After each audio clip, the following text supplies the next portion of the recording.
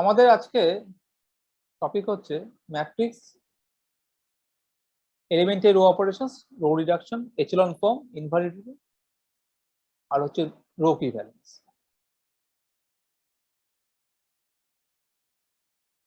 Matrix ইন্ট্রোডাকশনটা হয়ে গেছে। আমরা জানি যে ম্যাট্রিক্স কিভাবে এসছে, অর্ডার বেসিস থেকে ম্যাট্রিক্স আসে এবং সিস্টেম লিনিয়ার ইকুয়েশন থেকে ম্যাট্রিক্সটা তৈরি হয়। ম্যাট্রিক্সে ডিপলি বুঝতে গেলে ম্যাট্রিক্সটাকে, যে ম্যাট্রিক্স গুলো কি, ম্যাট্রিক্স গুলো কেন এত প্রপার্টিস, সুন্দর সুন্দর প্রপার্টি তৈরি হচ্ছে, ম্যাট্রিক্সে কেন এত সবকিছু হয়ে যাচ্ছে, সিস্টেম লিনিয়ার ইকুয়েশন তো সলভ করা যাচ্ছে, সেটা বুঝতে গেলে তার একটা ম্যাট্রিক্স একটা ইম্পর্টেন্ট জিনিসটা বুঝতে হবে, সেটা হচ্ছে elementary row operation. Elementary row operation গুলোকে ধরতে হবে, খুব ইম্পর্টেন্ট জিনিস এটা। এটা আমরা জানি এলিমেন্টারি অপারেশন তিন রকম হয়। একটা হচ্ছে রো ইন্টারচেঞ্জ, রো ইন্টারচেঞ্জ এভাবে লেখা আইএফ রো আর জে রো ইন্টারচেঞ্জ করলো, আরো শর্টে লেখা যায় এটা আর আইছে, জাস্ট আর আইছে। আর একটা হচ্ছে যে আমি নতুন জে রোটা তৈরি করব, আর যে ড্যাশ এটা পুরোনো জে রোর সাথে আমি কিছু একটা আর আই এর আইএফ রোর সাথে কিছুটা সি, একটা নন জিরো সি গুণ হতে পারে, জিরো সি হলো অসুবিধা, নন জিরো ধরা হয়, কারণ সি যদি জিরো নিই তাহলে নতুন কিছু চেঞ্জ হচ্ছে না, একই জিনিস থেকে যাচ্ছে। সি জিরো হলেও কিছু নেই, কিন্তু অপারেশন থাকতে হচ্ছে না, সে নন জিরো সি দিয়ে গুণ করে আমি যোগ করি। এটাকে অনেক সময় লেখা এইভাবে আর J I C, short notation. আর এটা হচ্ছে কোনোটা ম্যাট্রিক্সকে মানে এই রোকে, আইএফ রোকে আমি সি দিয়ে যাচ্ছি, পুরোনো আইএফ রো আর ড্যাশ মানে নীল, এটাকে শর্টে লেখা হয় এইভাবে আর আই সি। তো আর আই সি মানে হচ্ছে আইএফ রোকে সি দিয়ে গুণ করা হচ্ছে।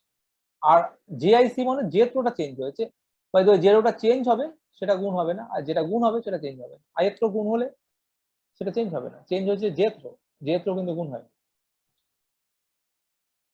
একসাথে দুটো অপারেশন করতে পারি যদি আমাদের গন্ডগোল না হয়, যদি ঘেটে না যায় তাহলে দুটো অপারেশন করতে পারি, খুব সাবধানে দুটো অপারেশন করতে পারি একসাথে, তো সাবধানে করাই ভালো, একটা করাই বেটার।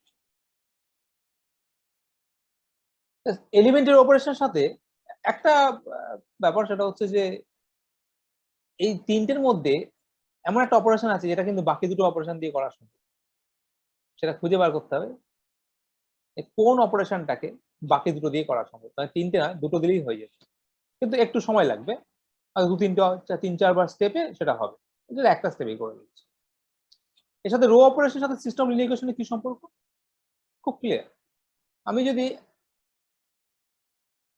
একটা সিস্টেম লিনিয়ার ইকুয়েশন নিই, simple 3x plus 4y plus z equal to 0 হলো, তাহলে এটা রোটা হচ্ছে 4 3 4 1 xyz, যেটা 0, বা যদি অন্য কিছু হতো তাহলে অন্য কিছু, এটা যদি আরো কিছু থাকে এখানে তাহলে এখানে আরো কিছু হয়ে যাবে, এখানে আরো কিছু অ্যাড হয়ে যাবে। কারণ আমার এরকম একটা ম্যাট্রিক্স আছে, এখানে একটা কলাম আছে, কি দাঁড়াচ্ছে, আমার ফার্স্ট রোটা সবসময় এর সাথে গুণ হয়ে যাচ্ছে, এবং গুণ হয়ে যেটা তৈরি করছে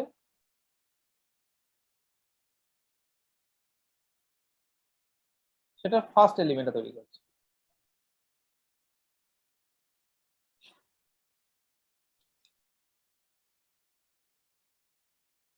নেক্সট রোটা তাই, নেক্সট রোতে যেটা দিয়ে গুণ হবে সেটা এখানে সেকেন্ড এলিমেন্ট হবে।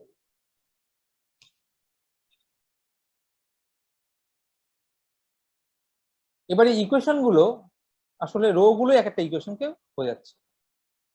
আমি দুটো রো ইন্টারচেঞ্জ করা মানে কি, আমি জাস্ট ইকুয়েশনের অর্ডার চেঞ্জ করছি, আর কিছুই করছি। আমার সিস্টেমটার মধ্যে হয়তো তিনটি ইকুয়েশন ছিল, equation number 1, equation number 2, equation number 3, আমি এক নম্বর ইকুয়েশনটাকে 2 নম্বর বলছি, 2 নম্বর ইকুয়েশনটাকে 1 নম্বর বলছি। এটা হচ্ছে রো ফার্স্ট রো ইন্টারচেঞ্জ। কিছুটা সি দিয়ে মাল্টিপ্লাই করা মানে আমি কোন একটা ইকুয়েশনকে কিছু একটা 2 দিয়ে বা 3 দিয়ে গুণ করছি, বা হাফ দিয়ে গুণ করছি, -1 দিয়ে। আর মেইন অপারেশন যেটা, সেটা হচ্ছে যে একটা রো কে কিছু সি দিয়ে গুণ করে আমি একটা রোর সাথে যোগ করছি। তার মানে কি, তার মানে একটা ইকুয়েশনকে 2 দিয়ে গুণ করে অন্যটার থেকে বাদ দেওয়া হয়েছে। কিন্তু অনেক সময় দেখা যায় আমরা ছোটবেলায় করতাম যে 1 নম্বর ইকুয়েশনকে 4 দিয়ে গুণ করলাম আর 2 নম্বর ইকুয়েশনকে 3 দিয়ে গুণ করলাম, করে যোগ করলাম বা বিয়োগ করলাম। সেটা আসলে দুটো স্টেপে হবে। কিন্তু ফার্স্ট স্টেপে 1 নম্বরকে 4 দিয়ে গুণ করতে হবে, সেকেন্ড স্টেপে 2 নম্বরকে 3 দিয়ে গুণ করে সাথে যোগ করতে হবে। এবার একটা বিষয় দেখার, সেটা হচ্ছে যে আমি যখন 3টি ইকুয়েশন আমার কাছে আছে, এটা সিস্টেমটা আমার 1 2 3, যখন ইন্টারচেঞ্জ করছি 2 নম্বরটাই 3 নম্বর, 3 নম্বরটাই 2 নম্বর, বা 3 নম্বরটা 1 নম্বর, 1 নম্বর 3 নম্বর, মানে একই ইকুয়েশন আছে কিন্তু নাম্বার গুলো পাল্টে গেছে। যখন আমি সি দিয়ে গুণ করছি তখন আমি কি করছি, তখন আগের ইকুয়েশনটাকে কি রেখে দিচ্ছি? আগের ইকুয়েশনটাকে কি রেখে দিচ্ছি? যদি রেখে দিই কি হবে? ইকুইভ্যালেন্ট থাকবে? হ্যাঁ, ইকুইভ্যালেন্ট থাকবে। নতুন একটা ইকুয়েশন তৈরি করেছি 1 ড্যাশ, ওই 4 নম্বর ইকুয়েশন তৈরি করেছি, সেটা 1 নম্বর ইকুয়েশনটাকে কিছু একটা দিয়ে গুণ করে, সি দিয়ে গুণ করে। তাহলে 4 নম্বর ইকুয়েশনটা যদি ড্রপ করে দিই এখানে, তাহলে নতুন একটা ইকুয়েশন তৈরি করে, সেটা আগের লিনিয়ার কম্বিনেশন হিসেবে দেখা যাবে। তার মানে নতুন কোনো সিস্টেম সলিউশন দেবে না, ইকুইভ্যালেন্স থাকবে। আচ্ছা, তার বদলে আমি যদি একটাকে বাইরে ফেলে দিই তাহলে কি হবে?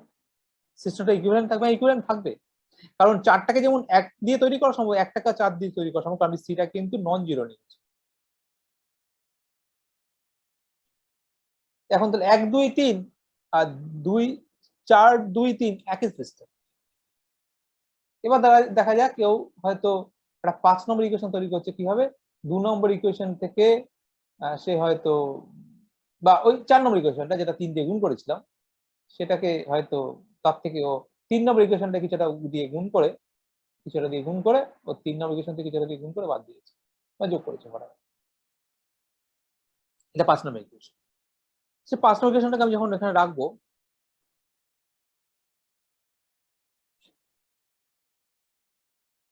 প্রশ্ন হচ্ছে আমি কি এর মধ্যে কোনটা ফেলতে পারবো, 3 না 4? যদি রেখে দিই 2 3 4 5 সবই রেখে দিই, সিস্টেমটা ইকুইভ্যালেন্ট। হ্যাঁ, ইকুইভ্যালেন্ট, কারণ 5 নম্বরটা ওগুলোর লিনিয়ার কম্বিনেশন দিয়ে আসছে। মানে 2 তো 2 কে 2 3 4 দিয়ে লেখা যাবে, 3 কেও 2 3 4 দিয়ে লেখা যাবে, 4 কেও 2 3 4 দিয়ে লেখা যাবে, 5 কেও 2 3 4 দিয়ে লেখা যাবে। আর একইভাবে 2 কে 2 3 4 5 দিয়ে লেখা যাবে, 3 কে 2 3 4 5 দিয়ে লেখা যাবে, 3 4 কে 2 3 4 5 দিয়ে, তাহলে 2 3 4 5 আর 2 3 4 একই জিনিস, একই সিস্টেম, ইকুইভ্যালেন্ট সিস্টেম। কিন্তু 5 কে রেখে আমি যদি 4 কে ফেলে দিই, 5 এর জায়গায় 5 কে 4 এর জায়গায় 5 রাখি, 4 কে ড্রপ করে দিলাম, তাহলে কি ইকুইভ্যালেন্ট সিস্টেম হবে? হ্যাঁ, হবে। কারণ 4 কে আমি 4 কে ফেলতে পারবো না, 3 কে ফেলতে পারবো, হ্যাঁ 4 কে ফেলতে পারবো। 4 বা 3 যে কোনোটাকে ফেলা যাবে, ডিটা যদি আমার নন জিরো হয়। কারণ 4টাকে আমি 5 আর 3 দিয়ে লিখে ফেলতে পারবো, যেটা ফেলে দিয়েছি সেটাকে 5 আর 3 দিয়ে, 3 আর 5 যেটা আছে সেটা লিখে ফেলতে পারবো। তো 4টা ফেলে দিলে অসুবিধা নেই, 3টাকে ফেলে দিতে পারতাম, কারণ যেহেতু ডিটা নন জিরো, 3টাকে ফেলে দিতে পারবো। 3টাকে ফেলে দিয়ে আমি 3টা আবার 5 আর 4 দিয়ে তৈরি করে ফেলতে পারবো, সে যে কোনোটাকে ফেলে দেওয়া যায়। তার মানে যেটা করছি, এই যে সিস্টেম গুলো যে তৈরি করছি, নতুন ইকুয়েশন তৈরি হচ্ছে, নতুন ইকুয়েশনে আমি করার সময় আমি একটা করে বাদ দিয়ে ফেলে দিই। মানে যে কটা ছিল আমার, যদি 6টা থাকে 6টাই থেকে যাচ্ছে, একটা ঢুকছে যখন নতুন, আমি একটা সিস্টেম থেকে ফেলে দিতে পারি, এবং সেটা ইকুইভ্যালেন্ট সিস্টেম থাকছে, সেটা দেখা যাচ্ছে। আমার সলিউশন নিয়ে কাজ, আমার সলিউশন বের করতে বলে আমি এটা করতে পারবো। সো সিস্টেম লিনিয়ার ইকুয়েশন যখন থাকবে আর এলিমেন্টের রো অপারেশন যখন দেবো, মানে সিস্টেম লিনিয়ার ইকুয়েশনের উপরে, মানে এই যে ম্যাট্রিক্সটার উপরে, এটাকে কোএফিশিয়েন্ট ম্যাট্রিক্স বলা হয়। কোএফিশিয়েন্ট ম্যাট্রিক্সটার উপরে আমি যখন অ্যাপ্লাই করব বিভিন্ন রো অপারেশন গুলো, তখন সিস্টেম লিনিয়ার ইকুয়েশনটা পাল্টাচ্ছে মানে ইকুইভ্যালেন্ট থাকছে।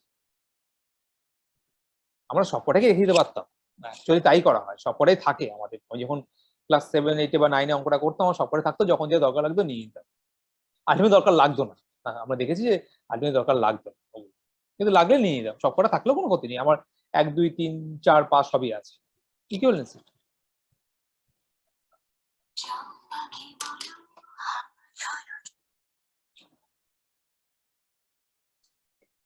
এবার এলিমেন্টারি রো অপারেশন আর বেস অফ চেঞ্জ অফ বেসের কি সম্পর্ক? এলিমেন্টারি রো অপারেশনের সাথে চেঞ্জ অফ বেসের কি সম্পর্ক, সেটাও খুব ক্লিয়ার। আমি একটা জাস্ট স্ট্যান্ডার্ড বেসিস জিনিস দেখছি, আর তিনটে R3 তে, সিম্পল R3 তে স্ট্যান্ডার্ড বেসিস নিচ্ছি।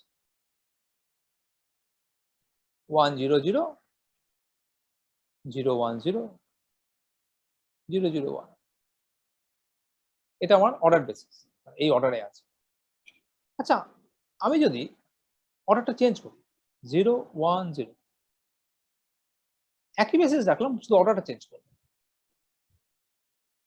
তাহলে কোঅর্ডিনেটটা কিভাবে পাল্টাচ্ছে দেখা যাক। যেটা কোঅর্ডিনেট ছিল আগে এক্স ওয়াই জেড, সেটা কোঅর্ডিনেট এক্স ওয়াই জেডই, মানে নাম্বারটা এক্স ওয়াই জেড, সেটা এক্স ওয়াই, এখানে তো সে এক্স ওয়াই জেড না, y z x, y x Z.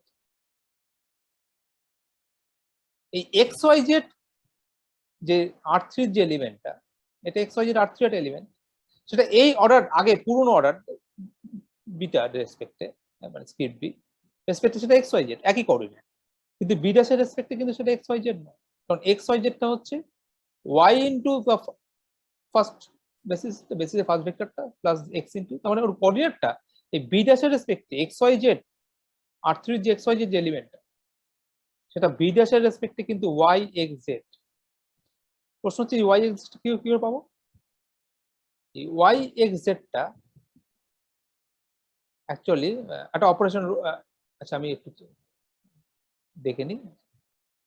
এটা হচ্ছে আইডেন্টিটি। আমি যদি এটা ফার্স্ট আর সেকেন্ড রো ইন্টারচেঞ্জ করি, এখানে দুটো ফার্স্ট আর সেকেন্ড বেসিসে চেঞ্জ করা হয়েছে, 0 এটা 1 0 0 0 0 1, তার সাথে এক্স ওয়াই জেড, হ্যাঁ হ্যাঁ, এটা করলেই আমরা y z x y x.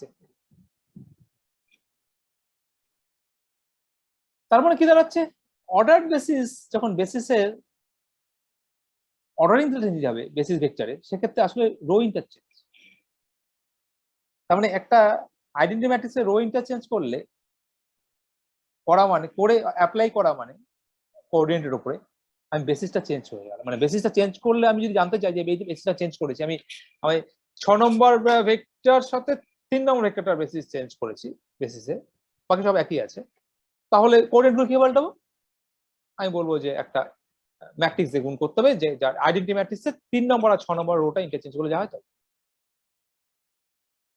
একইভাবে যদি বলা হয় যে আমি একটা অর্ডার বেসিস নেব যেটা 2 0 0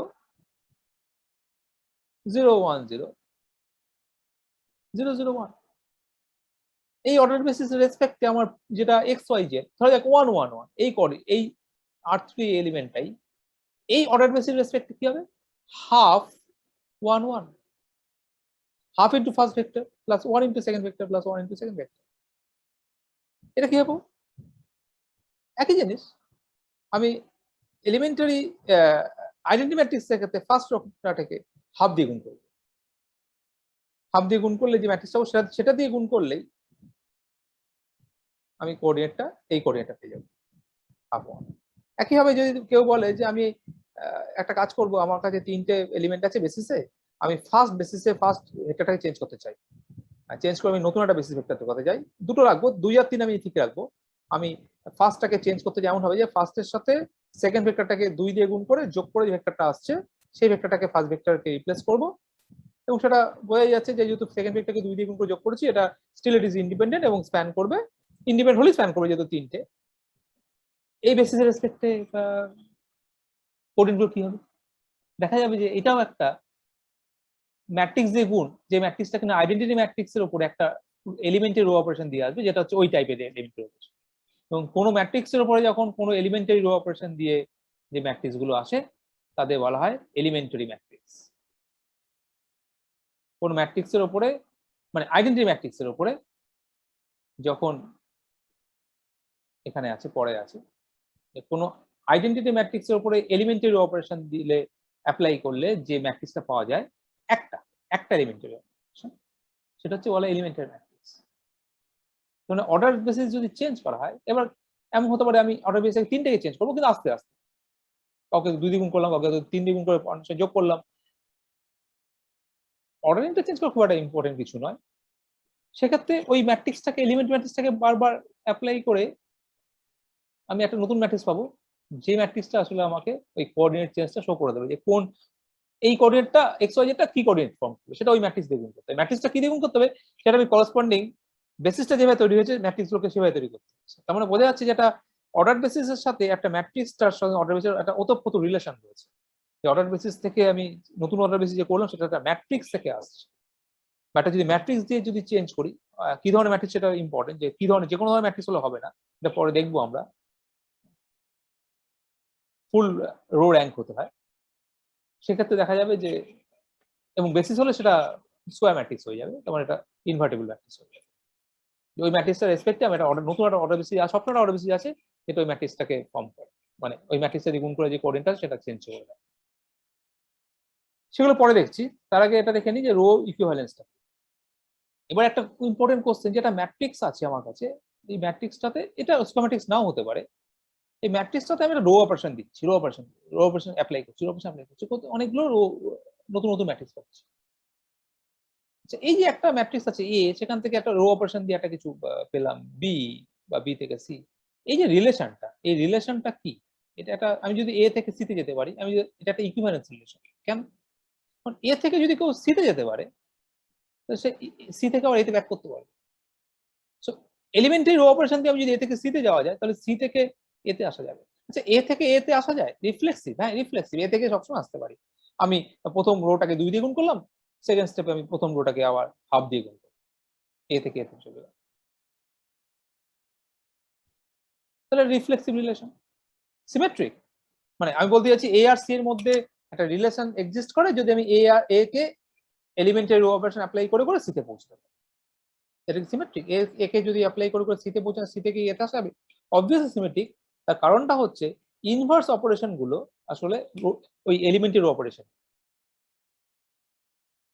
এ থেকে বি তে যাওয়ার জন্য যে অপারেশনটা দেওয়া হয়েছিল, বি থেকে এতে আসার জন্য একই অপারেশন দিতে হয়, বা একই টাইপের অপারেশন দিতে হয়। যেমন একটা খুব সহজ এক্সাম্পল আমি যদি দেখা যাক এক এক করে, আমি যদি ফার্স্ট দুটো রো ইন্টারচেঞ্জ করি, আবার যদি ফিরে আসতে চাই, আবার ফার্স্ট দুটো রো ইন্টারচেঞ্জ করলেই হয়ে যাবে। যদি ফার্স্ট রোকে সি 2 দিয়ে গুণ করি, পরে আবার হাফ দিয়ে গুণ করতে হবে, ইনভার্স অপারেশন হাফ দিয়ে, ওখানে একই টাইপের কিন্তু একই সি নয়। যদি সেকেন্ড রোকে 2 দিয়ে গুণ করে ফার্স্ট রো থেকে যোগ করতে হয়, পরের বারে সেকেন্ড রোকে 2 দিয়ে গুণ করে ফার্স্ট রো থেকে বিয়োগ দিতে হয়, ওটা হচ্ছে ইনভার্স। কিন্তু ইনভার্সটা একই টাইপের রো অপারেশন, তার মানে আমি এটা symmetric. Transitive, obviously transitive. A থেকে যদি বি তে যাওয়া যায়, বি থেকে সি তে যাওয়া যায়, তাহলে আমি জাস্ট সিকোয়েন্সটাকে যোগ করে দিলে এ থেকে সি তে পৌঁছে দেবো এলিমেন্টারি অপারেশন। তাহলে এটা একটা ইকুইভ্যালেন্স রিলেশন। তার মানে এটা কি? তার মানে আমি যদি N N cross N matrix, সেটা মানে অল ম্যাট্রিক্স, অবশ্যই 2 ক্রস 2 থেকে কোনদিন 4 ক্রস 4 যেতে পারবো না। 3 ক্রস 3 ম্যাট্রিক্স থেকে আমি 3 ক্রস 4 ম্যাট্রিক্সে পৌঁছাতে পারবো না, একই অর্ডারটা সেম থাকবে। তাহলে আমার set of all M cross N matrix, বা set of all 3 cross 3 matrix ধরা যায়, অসংখ্য ম্যাট্রিক্স আছে। যদি আর এর উপরে হয়, ফাইনাইট ফিল্ড হলে ফাইনাইট নাম্বার ম্যাট্রিক্স পাওয়া যাবে। তাহলে এটা কি, কোন কোন ম্যাট্রিক্স গুলো কোন কোন ম্যাট্রিক্স, এই যে ইকুইভ্যালেন্স ক্লাস গুলো কিভাবে আসবে, কটা ইকুইভ্যালেন্স ক্লাস তৈরি হবে, এটা একটা প্রশ্ন। জরুরি প্রশ্ন যে কটা ইকুইভ্যালেন্স ক্লাস তৈরি হবে। এটা একটা ইকুইভ্যালেন্স ক্লাস ফর্ম করবে, মানে এইখানকার সমস্ত ম্যাট্রিক্স গুলো একটা জায়গা থেকে একটা যায় চলে যাওয়া যায় এলিমেন্টারি অপারেশন অ্যাপ্লাই করে, কিন্তু কখনোই এখান থেকে এখানে যাওয়া যায় না, আবার এখান থেকে এখানে যাওয়া যাচ্ছে, ঘোরা যাচ্ছে, কিন্তু এখান থেকে এখানে আসা যায় না। তাহলে আমার প্রশ্ন হচ্ছে যে, একটা ইম্পর্টেন্ট প্রশ্ন, সেটা হচ্ছে যে কটা ক্লাস এরকম এক্সিস্ট করে, নাম্বার 1। নাম্বার 2, এই ক্লাসগুলোর মধ্যে দেখে কি করে বুঝবো যে দুটো ম্যাট্রিক্স একই ক্লাসে আসে কিনা, মানে দুটো ম্যাট্রিক্স যদি এক ক্লাসে থাকে, রো ইকুইভ্যালেন্স বলা হয়, রো ইকুইভ্যালেন্স ম্যাট্রিক্স। রো ইকুইভ্যালেন্সটা কেন ইম্পর্টেন্ট সেটা বোঝা যাচ্ছে, কারণ আমি যদি সিস্টেম লিনিয়ার ইকুয়েশন থেকে বুঝতে পারবো, তাহলে আমি দুটো সিস্টেম অফ লিনিয়ার ইকুয়েশন থেকে বুঝতে পারবো এটা একই সলিউশন দেবে, দুটো সিস্টেম লিনিয়ার ইকুয়েশন সেম, আসলে ইকুইভ্যালেন্স সিস্টেম। আর যদি দেখা যায় না এটা রো ইকুইভ্যালেন্স ম্যাট্রিক্স দিচ্ছে না, এটা দুটো আলাদা সিস্টেম। তাহলে কি করে বুঝবো দেখে দুটো দুটো রো, দুটো ম্যাট্রিক্স রো ইকুইভ্যালেন্স কিনা, নাম্বার 1, বা ইকুইভ্যালেন্স নয় কিনা, এটা একটা। আরেকটা ইম্পর্টেন্ট পার্ট হচ্ছে, এই রো ইকুইভ্যালেন্স ম্যাট্রিক্স গুলো ক্লাস থেকে আমি এমন কোনো একটা রিপ্রেজেন্টেটিভ তুলতে পারি যে যার কিছু এক্সট্রা প্রপার্টি থাকবে, আরো কিছু প্রপার্টি জুড়ে দেবে, এই হতে হবে, সেটা ইউনিক, প্রতিটা ক্লাস থেকে ইউনিকলি একটা ম্যাট্রিক্স তুলে আনা যাবে, যেটা পুরো হোল ক্লাসকে রিপ্রেজেন্ট করবে, যাকে ইচ্ছে তুলতে পারতাম, কিন্তু এমন কিছু এক্সট্রা প্রপার্টি ঢুকিয়ে দেবো, যে প্রপার্টি গুলো ঢুকিয়ে দিলে, মানে এই যদি এই প্রপার্টি গুলো যদি ফলো করতে হয়, তাহলে রো ইকুইভ্যালেন্স ক্লাসে একটাই ম্যাট্রিক্স পাওয়া যায়, যে কোনো রো ইকুইভ্যালেন্স ক্লাসে একটাই ম্যাট্রিক্স, এরকম কি কিছু পাওয়া যায়? এটা একটা প্রশ্ন। এই প্রশ্ন উত্তর দিতে গেলে আমাকে দেখতে হবে, সেটা হচ্ছে যে এটা ক্লিয়ার যে রো ইকুইভ্যালেন্স ম্যাট্রিক্স গুলোর সাথে ইকুইভ্যালেন্স সিস্টেমের কি সম্পর্ক, সেটা ক্লিয়ার যে ইকুইভ্যালেন্স সিস্টেম দুটো যদি থাকে তারা রো ইকুইভ্যালেন্ট ম্যাট্রিক্স দেবে, আর দুটো রো ইকুইভ্যালেন্ট ম্যাট্রিক্স যদি নিই তারা সেম ইকুইভ্যালেন্স সিস্টেম তৈরি করবে, সেটা ক্লিয়ার। কারণ ওই আমাদের গস এলিমিনেশন মেথডটাই সেটা ক্লিয়ার করে দেয় যে গস এলিমিনেশন মেথডে যেভাবে গিয়েছিলাম আমরা সেটা ইকুইভ্যালেন্স সিস্টেমগুলোর মধ্যে দিয়ে পাস করেছিলাম, এবং সেগুলো অ্যাকচুয়ালি এলিমেন্টারি রো অপারেশন। সেইগুলো সবকটা ম্যাট্রিক্সই রো ইকুইভ্যালেন্ট থাকে, মানে প্রতিটা স্টেপে। কিন্তু ওটা মাথায় রাখতে হবে, কিন্তু একটা বদলে একটাকে আমি রিপ্লেস করবো। 2 দিয়ে যদি গুণ করি কোনো ইকুয়েশনকে, আমি আগের পুরোনো ইকুয়েশনটাকে ফেলে দেবো, সেটা রেখে দিলে হবে না, তাহলে তো অর্ডার পাল্টে ইকুয়েশন সংখ্যা পাল্টে যাচ্ছে। ভেরিয়েবল সংখ্যা একই থাকছে, ইকুয়েশন সংখ্যা পাল্টানো যাবে না। ইকুয়েশন সংখ্যা মানে হচ্ছে আমার রো সংখ্যা, আর ভেরিয়েবল সংখ্যা মানে হচ্ছে আমার কলাম সংখ্যা। নেক্সট হচ্ছে যে আমরা এরকম এই রো ইকুইভ্যালেন্স যে ক্লাসটার মধ্যে কোনো ইউনিকলি কোনো একটা কাউকে রিপ্রেজেন্ট তুলতে পারি কি, সেক্ষেত্রে সেই ইউনিক জিনিসটা একটা অর্ডার বেসিস করসপন্ডিং কোন অর্ডার বেসিস সেটা রেসপেক্টে আছে, সেটা বোঝার জন্য বিভিন্ন রিডিউসড ফর্ম গুলো দেখা হয়, যে এগুলো রিডিউসড ফর্ম ম্যাট্রিক্স গুলো। রিডিউস মানেটা কি, কোন রেসপেক্টে রিডিউসড, কিসের রেসপেক্টে রিডিউসড? বিভিন্ন রকম রিডিউসড ফর্ম আছে। একটা রিডিউসড ফর্ম হচ্ছে রো রিডিউসড ফর্ম। আমি যত পারি row reduce, what is the meaning of row reduce? Row কমাবো না, যত পারি জিরো আনবো। একটা ম্যাট্রিক্স যত যদি জিরো বেশি থাকে তাহলে সলিউশনটা করতে সহজ হয়ে যায়, তার মানে ইকুয়েশনটা সহজ। মানে আমাকে যদি বেশি জিরো থাকে, সবচেয়ে ইজিয়েস্ট হচ্ছে এটা identity matrix, easiest identity matrix equation সবচেয়ে ইজিয়েস্ট। এবিসি তাহলে x equal to a, y equal to b, z equal to c. ঠিক আছে, যদি এরকম না থাকে, একটা আপার ট্রায়াঙ্গুলার ফর্ম থাকে তাহলেও চলবে, বা লোয়ার ট্রায়াঙ্গুলার থাকে তাহলেও চলবে। যে আমি যদি একটা লোয়ার ট্রায়াঙ্গুলার থাকে, আমার এখানে 1 1 2, হয়তো এখানে 3, এখানে 1, অসুবিধা নেই। আমি এখান থেকে খুব সহজেই এটা পেয়ে এক্সটা পেয়ে যাবো, এক্স ইকুয়াল টু এ। ওয়াইটা কি হবে, এক্স ইকুয়াল টু এ পেয়ে গেছি, সেকেন্ড ইকুয়েশনটা খুব সহজ, 2x plus y equal to b. X পেয়ে গেছি, ওয়াই পেয়ে যাবো, তারপরে আবার জেড পেয়ে যাবো। সো আপার ট্রায়াঙ্গুলার হলো চলবে। এগুলো এক ধরনের বিভিন্ন রকম reduced form. Rho reduced form মানে কি, আমি যত পারি জিরো আনার চেষ্টা করি এবং এই জিরো গুলোকে নিচে রাখার চেষ্টা করি। সেটা কি করে করবো? যদি কোনো একটা রো জিরো চলে আসে, কমপ্লিটলি জিরো, সেটা নিচে পাঠিয়ে দেওয়া যাবে, কারণ আমার অলরেডি একটা ইকুয়েশন আছে, একটা এলিমেন্টারি অপারেশন আছে যেটা আমাকে নিচে পাঠিয়ে দিতে পারে। ওই এলিমেন্টারি ফার্স্ট এলিমেন্টারি অপারেশনটা যেটা রো ইন্টারচেঞ্জ, সেটা এই কারণে দেওয়া হয়েছে। এটা এমনি কোনো ইউটিলিটি নেই, এমনি সিস্টেম লিনিয়েশনের দিক থেকে কোনো ইউটিলিটি নেই।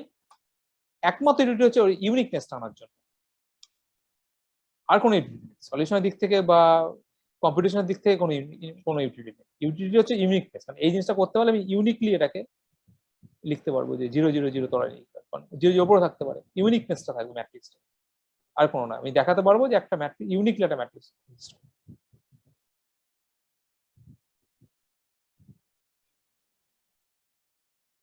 এবার রো রিডিউস এচেলন ম্যাট্রিক্স, একটা ম্যাট্রিক্সকে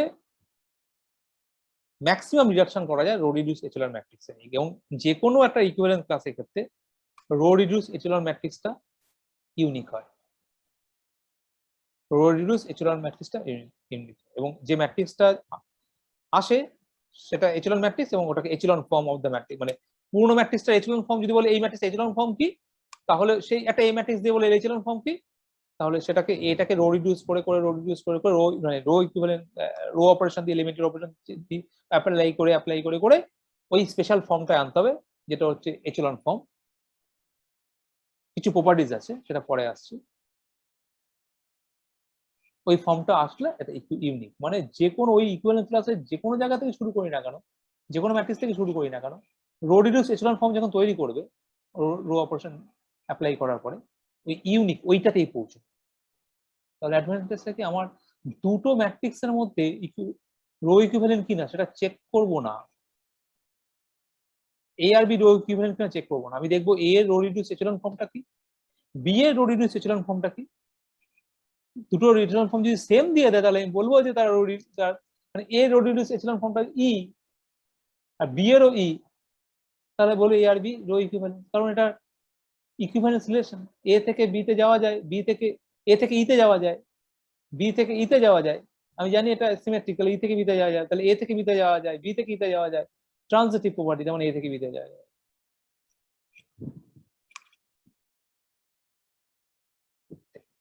ইউনিক অ্যাডভান্টেজটাকে আমি যদি দেখি না দুটো আলাদা আলাদা এচেলন ফর্মে পৌঁছে গেছে, তাহলে বুঝতে পারবো যে এ আর বি থেকে এ থেকে বি তে রো অপারেশন দিয়ে দিয়ে পৌঁছানো সম্ভব নয়, তার মানে তারা একই ইকুইভ্যালেন্ট ক্লাসে নেই, মানে রো ইকুইভ্যালেন্ট ক্লাসে নেই, তাদের আলাদা সিস্টেম অফ লিনিয়েশন তৈরি করছে, মানে আলাদা সলিউশন দেয়। তাহলে এচেলন ফর্মটা কিভাবে পৌঁছতে হবে, ইউনিকনেসটা আমি এখানে বলছি না, ওটা হফম্যান কুঞ্জে প্রুফটা করা আছে।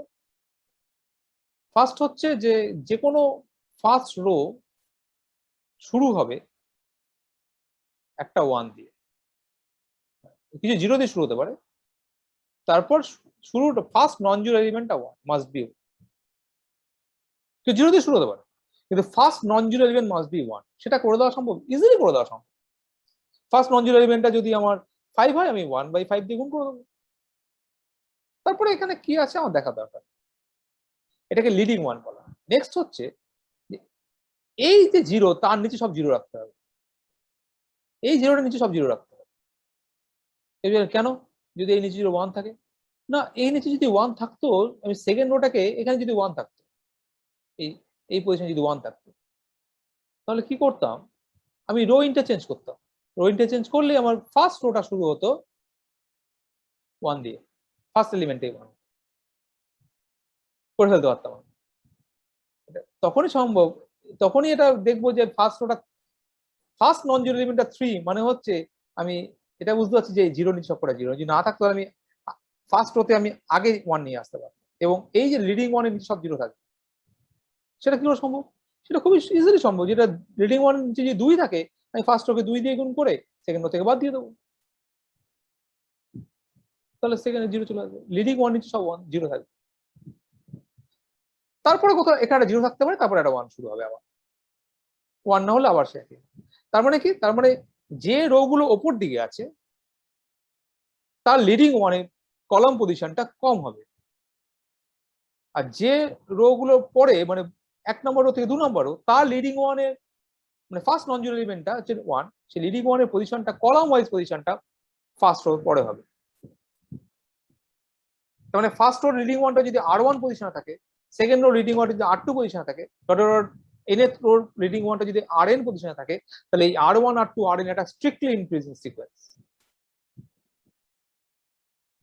লিডিং 1 নিচে সবকটা 1, লিডিং 1 সবচেয়ে 1, আর যদি কোনো 0 রো থাকে সেগুলো সব নিচে থাকবে অটোমেটিক্যালি। সেটা ক্লিয়ার কেন 0 থাকবে, নিচে থাকবে কারণ তার নিচে একটা 1।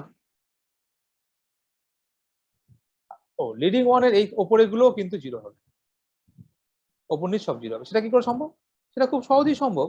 তবে এখানে যদি 3 থাকতো, তাহলে সেকেন্ড রোকে 3 দিয়ে গুণ করে ফার্স্ট রো থেকে বাদ দিয়ে দিতাম। মজার ব্যাপার, সেক্ষেত্রে এই 1টা কিন্তু চেঞ্জ করবে না। কেন চেঞ্জ হবে না, কারণ তার নিচে 0 আছে, তার নিচে 0 থাকাতে এই 1টাকে সে ডিস্টার্ব করবে না।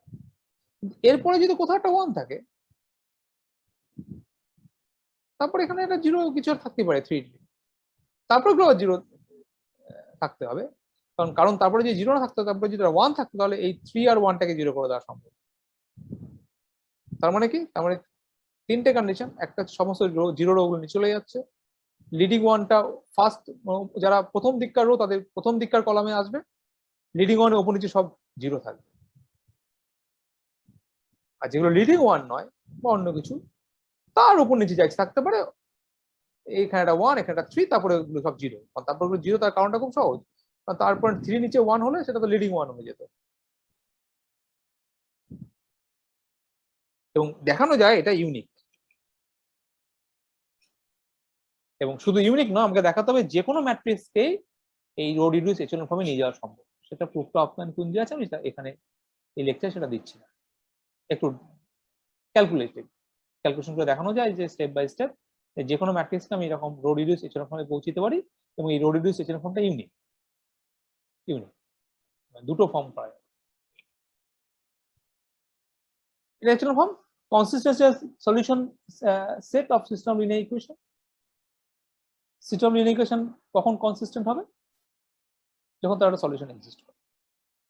হোমোজেনিয়াস এর ক্ষেত্রে সেটা সবসময় সলিউশন এক্সিস্ট করে। হোমোজেনিয়াস সিস্টেম লিনিয়ার ইকুয়েশনের ক্ষেত্রে সবসময় একটা 0 0 0 ট্রিভিয়াল সলিউশন থাকে। নন হোমোজেনিয়াস ক্ষেত্রে আমি জানি না, যদি সলিউশন না এক্সিস্ট করে তাকে ইনকনসিস্টেন্সি বলা। তাহলে কোন একটা সিস্টেম, তার সিস্টেমটা অ্যাকচুয়ালি একটা ম্যাট্রিক্স, যখন একটা সিস্টেম লিনিয়ার একটা ম্যাট্রিক্স, সেই ম্যাট্রিক্সটার আমি জানি যে সমস্ত রো ইকুইভ্যালেন্স ফর্ম আসলে একই ইকুয়েশন, একই সিস্টেম, মানে ইকুইভ্যালেন্স সিস্টেম, একই সলিউশন দেবে। তো তার যে রো রিডিউস এচেলন ম্যাট্রিক্সটা রয়েছে ওই ম্যাট্রিক্সের করেসপন্ডিং যদি সেখানে পৌঁছে যায়, তাহলে সেটা যে সলিউশনটা তৈরি করবে সেটাও আগে যেটা দিয়ে স্টার্ট করেছিলাম সেই সিস্টেমটার সঙ্গে ইকুইভ্যালেন্ট, একই একই একই সলিউশন। রো রিডিউস এচেলন ফর্মে চলে গেলে আমাকে সলিউশনটা খুব সহজ হয়ে যাবে, কারণ ধরে ধরে ইজিলি আমি সব সংশয় করে ফেলতে পারবো, এক্স ওয়াই জেড একটা করে বেরিয়ে যাবে। কারণ একবার প্রথম এটা যদি এটা করসপন্ডিং ভ্যালু 3 নম্বর ভেরিয়েবল, এটা x3, x1 x2 নেই, x1 x2 বেসিক্যালি নেই এখানে, যে প্রথমে 0 থাকা মানে x1 x2 ভেরিয়েবল গুলো অমিট, যাই চাই বসাতে পারি x1 x2, x3 টা এখানে আছে, আর x3 টা আর কোনো ইকুয়েশনে নেই, এটা বুঝতে হবে খুব ক্লিয়ারলি, এটা চলে আসছে সহজে, x3 টা আর কোনো ইকুয়েশনে নেই। নিচের দিক থেকে শুরু করব, নিচের দিকে যত নিচের দিকে যাবো আমি তত আমার ওয়ান গুলো সরে আসবে, মানে বেশি জিরো চলে আসবে। নিচের দিক থেকে শুরু করলে আমি কম ভেরিয়েবল দেখতে পাবো, তারপর নিচের দিকটা করবো, তারপর সেটাকে সেগুলো হেল্প নিয়ে, হ্যাঁ এমন হতে পারে হয়তো লাস্টের রোটা 1 1 হয়ে গেছে, সেক্ষেত্রে আমার লাস্ট ইকুয়েশনটা কি দেখাবে, হয়তো x9 + x10 = কিছু একটা 0 হোমোজিনিয়াস। সেক্ষেত্রে কি করতো সেটা পরে, সেক্ষেত্রে একটাকে সি ধরতো, একটা একটা -c, বা যদি ইকুয়াল টু 10 থাকে তাহলে 10, একটা 10 - c, সেটা একটা ভেরিয়েবল চলে, প্যারামিটার চলে আসছে, তার মানে ইনফাইনাইট সলিউশন, তার মানে তার আগেরটা চলে যাবো, তারপর তার আগে অ্যাডভান্টেজ যে এগুলো 0 আছে লিডিং 1 এর উপরে, অন্য কিছু 1 থাকবে, সেখান থেকে আবার একটা কিছু পেয়ে যাবো, ব্রেকআপ করে দেবে, পুরো সলিউশন গুলো ব্রেক করে চলে আসবে, হয়তো এরকম ভাবে থাকবে C 10 - c, D 9 + d, 2 + d, এরকম টাইপে চলে আসবে।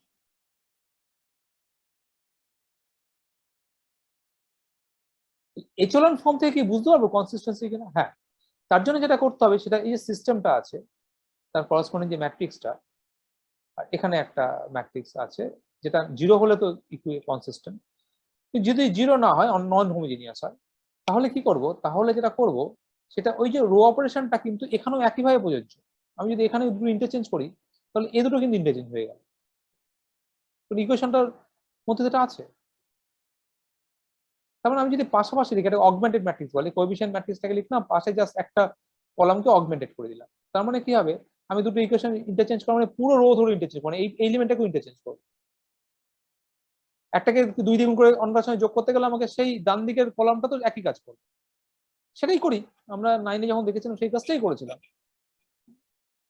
ইকুয়াল টু 2 যদি থাকে তাহলে 2 কে তো 2 দ্বিগুণ করে বাদ দিতে হবে, ওই যদি ওখানে একটা ইকুয়াল টু 6 থাকে, করতে করতে করতে করতে এরকম চলে আসে যে রো রিডিউস এচেলন ফর্মে পৌঁছে গেছে কোএফিশিয়েন্ট ম্যাট্রিক্সটা 0 0 0 0 0 0, আর এখানে একটা 1, 0 তে পৌঁছয়নি, ইনকনসিস্টেন্ট, কারণ লাস্ট ইকুয়েশনটা কি বলছে 0 * সামথিং 0 = এখান থেকে ক্লিয়ারলি বোঝা যাবে ইনকনসিস্টেন্ট, তখন যদি 0 থাকে, আর তখন যদি 0 না থাকে, এখানে যদি না থাকে, সেক্ষেত্রে বোঝা যাবে consistent. So inconsistent if and only যদি দেখা যাবে, এটা থিওরাম, যে একটা 0 রো এর থাকবে তার লাস্ট এলিমেন্টটা নন জিরো চলে আসছে, এটা ইফ অ্যান্ড অনলি এটা ইনকনসিস্টেন্ট কন্ডিশন। তাহলে আমরা কি দেখলাম যে কনসিস্টেন্সি কিনা কনসিস্টেন্সি নয়, মানে ইনকনসিস্টেন্ট কিনা, সলিউশন আছে কিনা সেটা খুব সহজেই রো রিডিউস এচেলন ফর্ম থেকে দেখে নেওয়া সম্ভব। কারণ যদি রো রিডিউস এচেলন ফর্মে এই কোএফিশিয়েন্ট ম্যাট্রিক্সটার লাস্ট রোটা বা আগে কিছু রোতে সবকটা 0, অথচ ওই যে অগমেন্টেড পার্টটায় 0 না, নন জিরো, তাহলে non zero equal to 0, inconsistent. এবার রো রিডিউস এচেলন ফর্ম আর just row reduce form, row reduce তফাৎটা কি? তফাৎটা হচ্ছে যে এচেলন ফর্মের ক্ষেত্রে এই যে 1টা আর এই পরে চলে গেছে, রো রিডিউসের ক্ষেত্রে এই ইন্টারচেঞ্জটা থাকতে পারে, মানে রো রিডিউসের ক্ষেত্রে এটা রো রিডিউস ফর্ম বলা।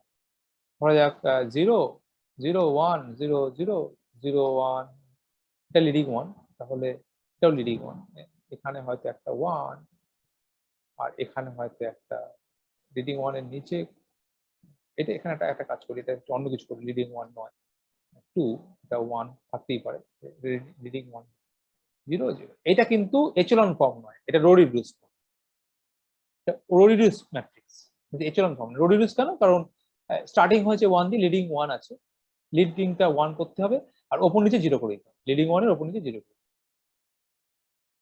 তার মানে রো রিডিউস থেকে রো রিডিউস এচএনএফ ফর্মে যাওয়ার জন্য আমার সিম্পলি কিছু রো ইন্টারচেঞ্জ দরকার, আর কিছু রো ইন্টারচেঞ্জটা না করলে আমি রো রিডিউসে পৌঁছে যাচ্ছি শুধুমাত্র ওই দুটো প্রথম সেকেন্ড আর থার্ডটা ইউজ করে। আর রো রিডিউস থেকে রো রিডিউস এচএনএফ ফর্মে পৌঁছতে গেলে আমাকে জাস্ট একটা ইন্টারচেঞ্জ করতে হবে রোগুলো, রোগুলোর মধ্যে ইন্টারচেঞ্জ করলে আমি লিডিং ওয়ান গুলো উপরের রোতে বাদিকে দেখতে পাবো, আর যত জিরো রোজ গুলো নিচে চলে যাচ্ছে, সেটা এচএনএফ ফর্মে সেটা ইউনিকনেস, আদারওয়াইজ যেটা ইউনিক থাকবে না, রো এর মধ্যে একটা পারমুটেশন থেকে যাচ্ছে, রোগুলোর মধ্যে পারমুটেশন অ্যালাউ করলে আর রো রিডিউসড হয়ে যাবে, এচএলন থাকবে, আর পার্টিকুলার একটা ফর্ম অ্যাপ্লাই করলেই সেটাকে এচএলন রাখবে। ইনকনসিস্টেন্ট কনসিস্টেন্সি সিস্টেম লিনিয়ার ইকুয়েশনের মধ্যে বোঝা যাবে এচএলন ফর্মতে সেটা কি। এবার এলিমেন্টারি যে অপারেশন গুলো দিয়েছি, মানে অ্যাপ্লাই করেছি কোনটা ম্যাট্রিক্সের উপরে, কোনটা আইডেন্টি ম্যাট্রিক্সের উপর আমি যদি অ্যাপ্লাই করি কোনো একটা এলিমেন্টারি অপারেশন, যে কোনো একটা এলিমেন্টারি অপারেশন 2 দিয়ে গুণ করলাম, সেটাকে এলিমেন্টারি ম্যাট্রিক্স। এলিমেন্টারি ম্যাট্রিক্স গুলো খুব ইম্পর্টেন্ট রোল প্লে করে। কারণটা কি? কারণটা সবসময় এলিমেন্টারি অপারেশনটা দিয়ে লেখা সম্ভব না। একটা ম্যাট্রিক্স তৈরি হচ্ছে, একটা অপারেশন হচ্ছে, অপারেশনগুলো লেখার থেকে একটা ম্যাট্রিক্স দিয়ে গুণ দেখানোটা অনেক সহজ লেখা। মানে অনেক বেশি আমরা যদি দেখি, এটা যদি আই ধরি, এটা যদি আসলে আমি ই ধরি ক্যাপিটাল ই, তাহলে ইটা আসলে আমি এভাবে লিখতে পারি যে equal to E of I, মানে ই একটা অপারেশন, এটা কিন্তু একটা ফাংশন, একটা ম্যাট্রিক্স ইনপুট নিচ্ছে, একটা ম্যাট্রিক্স আউটপুট। এইভাবে লেখার থেকে জাস্ট ই ম্যাট্রিক্সটা লেখা অনেক সহজ, মানে লেখাটা সহজ। কারণ কি, আমি আবার একটা অপারেশন দেবো, হয়তো সেটা এটাকে ই ওয়ান নাম দিচ্ছি, এটাকে আমি ই ওয়ান নাম দিচ্ছি অপারেশন, আবার সেকেন্ড অপারেশন দিয়ে ই টু, এবার ই ওয়ান থেকে ই টু তৈরি হয়েছে, তারপর আমি ই টুটাকে ই ওয়ানের উপরে অ্যাপ্লাই করেছি, ই ওয়ানটা ইনপুট হিসেবে দিয়েছি, ই টু পেয়েছি। কিন্তু একটু চিন্তা করলে বোঝা যাবে যে ই টুটা যদি আমি আইডেন্টিটির উপর অ্যাপ্লাই করতাম, বেটার আমি ই টু না, এটা বরঞ্চ একটা কাজ করি, এটাকে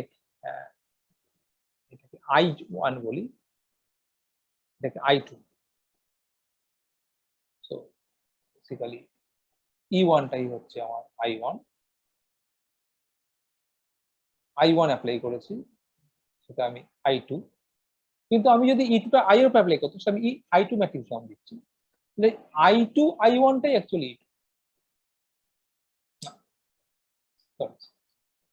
আমি এটা নাম দিচ্ছি ই টু। তাহলে ই টু ই ওয়ানটাই আসলে আই টু, মানে কোন একটা ম্যাট্রিক্স আছে এ, তারপর আমি একটা ই ওয়ান অ্যাপ্লাই করেছি, এই যে ম্যাট্রিক্সটা পেলাম এ ওয়ান, সেটা আসলে অপারেশন হিসেবে লিখলে এভাবে আসছে, কিন্তু আমি অন্যভাবে লিখতে পারি, ই ওয়ানটাকে আমি আই এর উপর অ্যাপ্লাই করে নিলাম, যে এলিমেন্টের ম্যাট্রিক্সটা পেলাম, এটা ইজিলি শো করা যায় যে ই ওয়ান এ আসলে এ, মানে এলিমেন্টারি অপারেশনটা অ্যাপ্লাই করা আর এলিমেন্টারি ম্যাট্রিক্সটা দিয়ে প্রি মাল্টিপ্লাই করা একই জিনিস, সেটা ইজিলি দেখা যাবে, একটু চেক করলেই বোঝা যাবে। দুটো অপারেশনের মধ্যে ধরা যাক আমি রো ইন্টারচেঞ্জ করেছি, ফার্স্ট রো আর সেকেন্ড রো ইন্টারচেঞ্জ করেছি, তার মানে আমি এখানে 0 1 0 3 ক্রস 3 জন্য করছি 1 0 0 0 0, এখানে একটা ম্যাট্রিক্স আছে, কি হবে? ক্লিয়ার? এই ম্যাট্রিক্স যখন গুণ করব তখন কি হবে? এটা দিয়ে গুণ করব, হ্যাঁ এটা থেকে এটা, তার মানে এই এলিমেন্টটা উঠে আসবে, সরি এই এলিমেন্টটা এখানে উঠে আসবে, এখানে যখন সেকেন্ডটা গুণ করবো এই এলিমেন্টটা এখানে উঠে আসবে, এখানে গুণ করবো এই এলিমেন্টটা এখানে উঠে আসবে। একইভাবে যখন এটা দিয়ে গুণ করছি সেকেন্ড কলাম দিয়ে, সেকেন্ড রো দিয়ে ফার্স্ট কলাম গুণ করছি, তখন এই এলিমেন্টটা এখানে চলে যাচ্ছে, এইটা এখানে চলে যাচ্ছে, এটা এখানে চলে যাচ্ছে, বাকিগুলো এটা একই থাকছে, থার্ডটা চেঞ্জ হচ্ছে।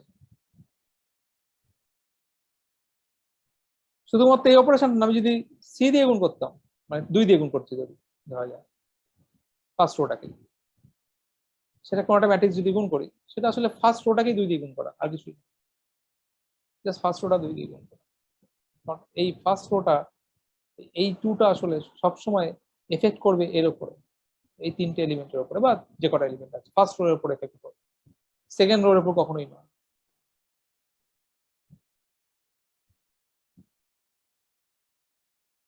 মজার ব্যাপার এলিমেন্টারি কলাম অপারেশন কিছু, হ্যাঁ কলাম অপারেশন হয়, মজার ব্যাপার এলিমেন্টারি কলাম অপারেশন আসলে কিছুই না, ওটা এলিমেন্টারি রো অপারেশন এক ধরনের। কেন? দেখা যাক, ফার্স্ট অপারেশনটা দেখা যায়, আমি যদি ফার্স্ট কলাম আর সেকেন্ড কলাম ইন্টারচেঞ্জ করি কি হবে? ও first column second column interchange করা, first row second row interchange করা একই ব্যাপার। আচ্ছা ফার্স্ট কলামকে 2 দিয়ে গুণ করা, ও ফার্স্ট কলামকে 2 দিয়ে গুণ করা, সেকেন্ড ফার্স্ট রোকে 2 দিয়ে গুণ করা একই। আচ্ছা তার মানে দুটো দুটো জিনিস একই, মানে দুটো অপারেশন একদম কলাম আর রো একই। আচ্ছা একটু অন্য করা যাক, ফার্স্ট কলামকে 2 দিয়ে গুণ করে সেকেন্ড কলামের সাথে যোগ করা যাক। হ্যাঁ এটা একটু আলাদা, ফার্স্ট কলামকে 2 দিয়ে গুণ করে সেকেন্ড কলামের সাথে যোগ করি, তার মানে সেটা হয়ে যাবে হচ্ছে এরকম 1 0 0 2 1 0 0 0 1। এইটা কিন্তু ফার্স্ট রোকে 2 দিয়ে গুণ করে সেকেন্ড রোর সাথে গুণ নয়, এটা সেকেন্ড রোকে 2 দিয়ে গুণ করে ফার্স্ট রোর সাথে, একই টাইপের কিন্তু একটু আলাদা। ফার্স্ট কলামকে 2 দিয়ে গুণ করে সেকেন্ড কলামের সাথে যোগ, মানে সেকেন্ড রোকে 2 দিয়ে গুণ করে ফার্স্ট কলামের সাথে যোগ, একটু আলাদা। এটা এলিমেন্ট ম্যাট্রিক্স দিয়ে ধরা যাবে, হ্যাঁ এটা পোস্ট মাল্টিপ্লাই করে ধরা যাবে। এই কলাম অপারেশন গুলো ধরা যাবে পোস্ট মাল্টিপ্লাই করে, রো অপারেশন গুলো ধরা যাবে প্রি মাল্টি। একটা আইডেন্টি ম্যাট্রিক্সকে ওই একই রো অপারেশন দিয়ে আমি যে এলিমেন্টারি ম্যাট্রিক্স গুলো পাবো, সেটা প্রি মাল্টিপ্লাই করলে ম্যাট্রিক্সের সাথে, সেই এই ম্যাট্রিক্সের উপর প্রি মাল্টিপ্লাই করলে সেটা আসলে এই ম্যাট্রিক্সের উপর সেই একই অপারেশন অ্যাপ্লাই হবে। কিন্তু যদি কোনোটা ম্যাট্রিক্স উপর কলম কোনোটা কলম অপারেশন অ্যাপ্লাই করতে চাই, তাহলে আইডেন্টি ম্যাট্রিক্স উপর সেই একই কলম অপারেশনটা অ্যাপ্লাই করব, করে যে এলিমেন্টারি ম্যাট্রিক্স পাবো সেটা একটা এলিমেন্টারি ম্যাট্রিক্স, সেটা রো অপারেশন দিয়েও পাওয়া যেত। সেই ম্যাট্রিক্সটাকে কিন্তু আমাকে পোস্ট মাল্টিপ্লাই করলে তবে আমি কলাম অপারেশন গুলো দেখতে পাবো।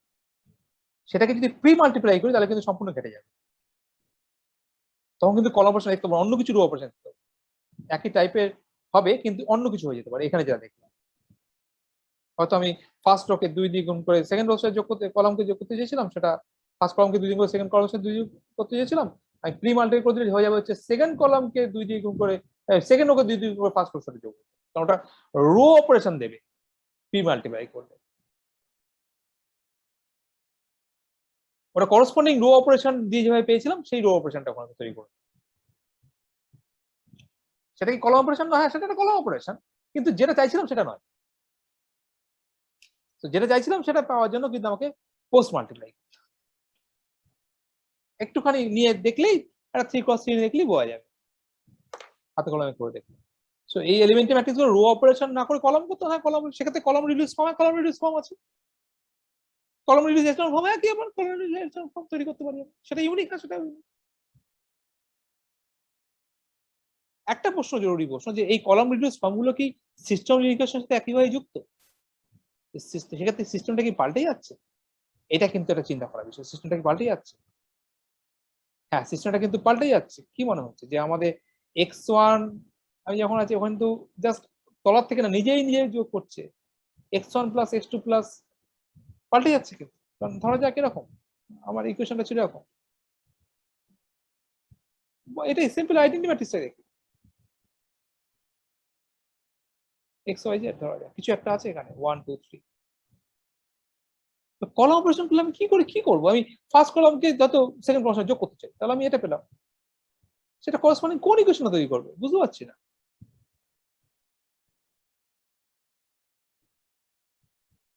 কি লিখবো?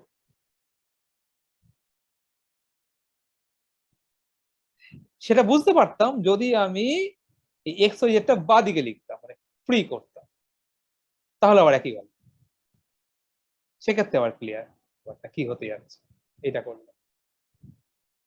করলে কত হচ্ছে সেটা আবার এখান থেকে সেটা যদি পোস্ট প্রি মাল্টিপ্লাই থাকতো এক্স ওয়াই জেডটা, অনেক জায়গায় এরকম প্রি মাল্টিপ্লাই করে, কিন্তু আমরা সাধারণভাবে আমরা যেহেতু পোস্ট কলাম ভেক্টর হিসেবে দেখি এক্স ওয়াই জেডটাকে, সেই জন্য আমরা রো অপারেশন গুলো করেছি, কলাম গুলো করিনি। কলাম অপারেশন করলে আমাকে এটাকে রো ভেক্টরের মতো দেখতে হবে, আর এক্স ওয়াই জেডকে যদি আমি কলাম ভেক্টর মতো দেখি, সেক্ষেত্রে রো অপারেশন গুলো ইম্পর্টেন্ট, কলাম অপারেশন গুলো ইম্পর্টেন্ট নয়, কলাম অপারেশন দিয়ে আমি কোনো কাজ হবে না, লাভ নেই। কিন্তু এটা বোঝা যাচ্ছে যে কলাম অপারেশন গুলো এক ধরনের রো অপারেশন, একই টাইপের, সেগুলো এলিমেন্টারি ম্যাট্রিক্স, কিন্তু ঠিক কি হচ্ছে সেটা প্রি মাল্টিপ্লাই করে ধরা যাবে না, সেটা পোস্ট মাল্টিপ্লাই করে দেখতে হবে। তো সেটা সিস্টেম ইন্টিগ্রেশনের ক্ষেত্রে লাভ নেই হবে লেখা, সিস্টেম ইন্টিগ্রেশনের ক্ষেত্রে আমি যদি ভেরিয়েবল গুলোকে বাদিক থেকে লিখি তখন এটা আবার লাভ, আমরা একটা সিস্টেমে থাকি, পরে রো গুলো আমাদের কাছে ইম্পর্টেন্ট, কলাম গুলো এই মুহূর্তে আমাদের কাছে ইম্পর্টেন্ট, এটা বোঝা যাচ্ছে ব্যাপারটা এক, কোনো এক্সট্রা কিছু অ্যাডভান্টেজ, যেহেতু আমরা অভ্যস্ত সেই জন্য রো গুলো নিয়ে কাজ করি, কলাম গুলো নয়। তাহলে এটা বোঝা গেল এলিমেন্টারি ম্যাট্রিক্স গুলো খুব ইম্পর্টেন্ট। সো এই matrix multiplication pre and post, that is important, মানে প্রি মাল্টিপ্লাই করা মানে কতগুলো রো অপারেশন করছি, পোস্ট মাল্টিপ্লাই করা মানে কলাম অপারেশন। ধরো একটা ম্যাট্রিক্স আছে, এই ম্যাট্রিক্সটার উপরে আমি অ্যাপ্লাই করছি একটা স্কোয়ার ম্যাট্রিক্সে ধরা যায়, একটা রো অপারেশন অ্যাপ্লাই করতে করতে একসময় আইডেন্টিটিতে পৌঁছে গেল, আইডেন্টিটি এনএস তে, এটা হচ্ছে এন খানা অ্যাপ্লাই করা। তাহলে গল্পটা কি দাঁড়াচ্ছে? আমরা জানি যে একটু আগে দেখেছি এটা হচ্ছে আসলে E1A। E1টা আসলে হচ্ছে ওই আইডেন্টিটি ম্যাট্রিক্সের উপরে সেম অপারেশনটা যদি দিই তাহলে যেটা সেটা E1। আইডেন্টিটি ম্যাট্রিক্স যদি সেম অপারেশন দিই তাহলে E2। I2টা কি? A2টা হচ্ছে কি? এটা A1 এর উপরে E2 অ্যাপ্লাই হয়েছে, মানে E2 A1, but A1 is E1A, E2 E1A। তার মানে বোঝা যাচ্ছে এই যে ANটা আসলে সিকোয়েন্স অফ এলিমেন্টারি ম্যাট্রিক্সের product thanks to the associative property. এই কাজগুলো করতে পারছি অ্যাসোসিয়েটিভ প্রপার্টি বলে, তো এটাকে আমি আলাদা সরিয়ে ফেলতে হবে। এনটা আইডেন্টি হোক বা না হোক, যে কোনো দুটো রো ইকুইভ্যালেন্ট ম্যাট্রিক্স আসলে একটা ম্যাট্রিক্সকে কতগুলো সিরিজ অফ এলিমেন্টারি ম্যাট্রিক্স যে প্রি মাল্টিপ্লাই করে পাওয়া যায়, পোস্ট মাল্টিপ্লাই করে পাওয়া যায়, সেক্ষেত্রে কলম যদি কলম ইকুইভ্যালেন্স থাকে তাহলে পোস্ট মাল্টিপ্লাই করে পাওয়া যায়, আর যদি রো ইকুইভ্যালেন্স রাখতে হয় তাহলে প্রি মাল্টিপ্লাই করে পাওয়া যায়। কতগুলো কি দিয়ে? কতগুলো ম্যাট্রিক্স দিয়ে। এবার আমি অ্যাপ্লাই করছি অপারেশন, এলিমেন্টারি অপারেশন। ম্যাট্রিক্স দিয়ে গুণ করার থেকে এলিমেন্টারি অপারেশন গুলো সহজ কাজ। হ্যাঁ, ম্যাট্রিক্স দিয়ে গুণ করার থেকে এলিমেন্টারি অপারেশন গুলো দেখাটা খুব সহজ, কিন্তু থিওরিটিক্যালি ভাবার জন্য কিন্তু অপারেশন গুলো ইজি। থিওরিটিক্যালি ভাবার জন্য ম্যাট্রিক্স গুলো ইজি। আমি যদি থিওরিটিক্যাল প্রবলেম সলভ করতে চাই, আমি কিছু থিওরেম প্রুফ করতে চাই, বা কোনো থিওরিটিক্যাল রেজাল্ট দেখতে চাই, তার প্রুফ গুলো করতে চাই, সেক্ষেত্রে এলিমেন্টারি অপারেশন গুলো কিন্তু আমাদের ডিস্টার্ব করবে। সেক্ষেত্রে এরকম ম্যাট্রিক্স থেকে আমরা অভ্যস্ত, ম্যাট্রিক্সের যেমন আইওসিটি পড়ে সবগুলো জানি, সেটা ম্যাট্রিক্স ফর্মে নিয়ে আসলে আমার জিনিসটা দেখতে সুবিধা, এই যে দেখতে সুবিধা হচ্ছে যে কতগুলো ম্যাট্রিক্সের গুণ, মানে এলিমেন্টারি অপারেশন গুলো প্রপার ইউজ হচ্ছে, সেটা এলিমেন্টারি অপারেশনের গুণ নয়। কিন্তু এলিমেন্টারি অপারেশন করে যদি এলিমেন্টারি ম্যাট্রিক্স দিয়ে চিন্তা করি, সেগুলো কতগুলো ম্যাট্রিক্স জাস্ট সিম্পল মাল্টিপ্লিকেশন হয়ে যাচ্ছে, মানে সিরিজ অফ কনসিকিউটিভ অপারেশনস আসলে series of multiplication of some elementary. সেই জন্য যখন ক্যালকুলেশন করব, যখন কোনো অঙ্ক করব, একটা মানে সিম্পল আমাদের নিউমেরিক্যাল অঙ্ক থাকবে, বা কোনো প্রোগ্রাম লিখবো, কোনো অ্যালগরিদম দেখবো, তখন কিন্তু এলিমেন্টারি অপারেশনটা মাথায় রাখবো। যখন থিওরিটিক্যাল প্রুফ গুলো করবো, তখন এলিমেন্টারি ম্যাট্রিক্স গুলো দিয়ে কনভার্ট করবো, একই।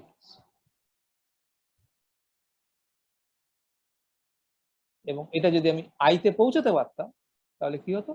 তাহলে আমি দেখতে পাচ্ছি যে আইটা আসলে দুখানা ম্যাট্রিক্সের গুণ, এবং এই বিটাকে বলা হয় লেফট ইনভার্স। এটা কিভাবে এলিমেন্টারি কলম অপারেশন দিয়ে অ্যাপ্লাই করে করে করে আমি আইতে পৌঁছাতে পারতাম। তার মানে কতগুলো এলিমেন্টারি ম্যাট্রিক্স, যেগুলো elementary row matrix column matrix নয়, কারণ এলিমেন্টারি রো ম্যাট্রিক্স গুলো একই জিনিস। এলিমেন্টারি কলাম ম্যাট্রিক্স এক ধরনের এলিমেন্টারি রো ম্যাট্রিক্স, অপারেশন গুলো একটু অন্যরকম। তার মানে কতগুলো এলিমেন্টারি ম্যাট্রিক্স দিয়ে পোস্ট মাল্টিপ্লাই করে আমি যেটা পেতাম সেটা রাইট ইনভার্স।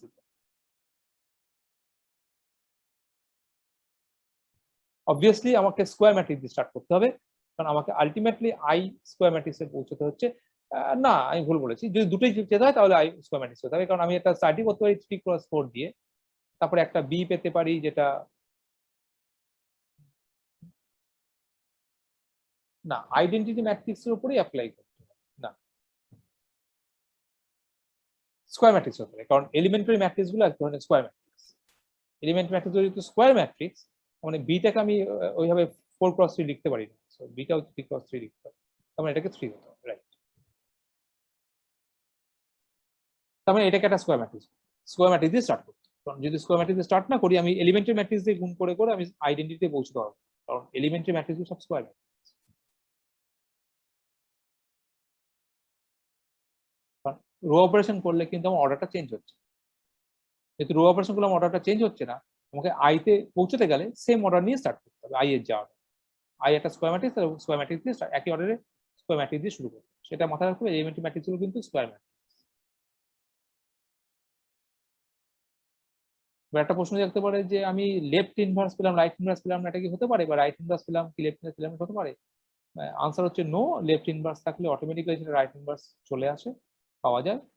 সেই প্রুফগুলো আমরা একটা হতে পারে যে ক্লাসিক্যাল ডিটারমিনেন্ট অ্যাপ্রোচ, যেটা ক্লাস 12-এ দেখেছিলাম, যে যখনই একটা লেফট ইনভার্স এক্সিস্ট করে b into equal to identity, তখন ডিটারমিনেন্টটা নিয়ে নিলে b determinant of b into determinant of এটা হচ্ছে 1, তার মানে determinant of beta non zero, determinant এটা নন জিরো, ডিটারমিনেন্ট এটা নন জিরো হলে ক্লাসিক্যাল অ্যাডজয়েন্ট দিয়ে অ্যাডজয়েন্ট করে একটা ইনভার্স বার করে দেওয়া যায়, এটা রাইট হ্যান্ড লেফট বোথ।